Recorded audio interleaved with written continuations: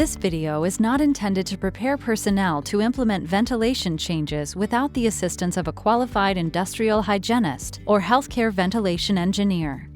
Welcome back. This is video 3 in our Project First Line series on how to create negative pressure rooms and areas in healthcare facilities that need to add permanent or temporary capacity for patients with known or suspected infectious diseases. In the last video, we discussed considerations for creating negative pressure rooms by exhausting the air directly outside. This is the best option when retrofitting rooms from positive or neutral pressure to negative pressure. However, exhausting the air directly outside is not always an option, such as when creating negative pressure rooms in the middle of the ground floor of a multi-story hospital.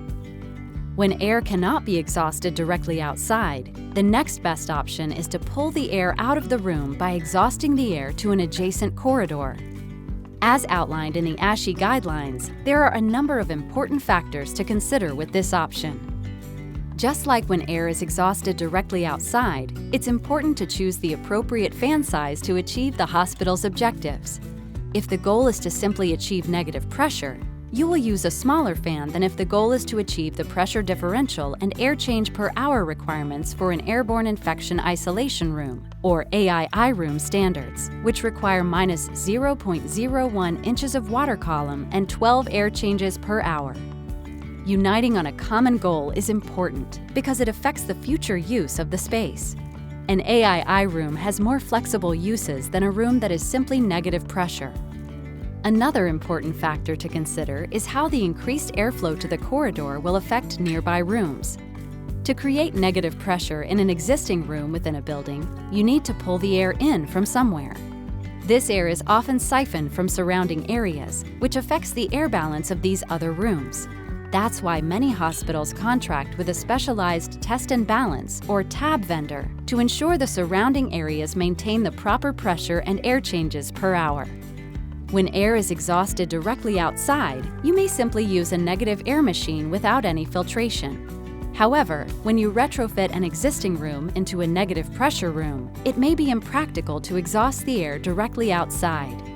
In these cases, ANSI ASHRAE ASHE Standard 170, which is the code for ventilation of healthcare facilities, permits the air to be recirculated with the surrounding air in the adjacent corridor if the air first passes through a HEPA filter. This technique uses air filtration, air changes per hour, and time to determine airborne germ removal. It is always important to remember that codes set minimum standards. Hospitals may enact more stringent requirements, such as requiring a HEPA filter on the air entering the negative pressure machine, as well as on the exhaust duct that discharges the air into the corridor.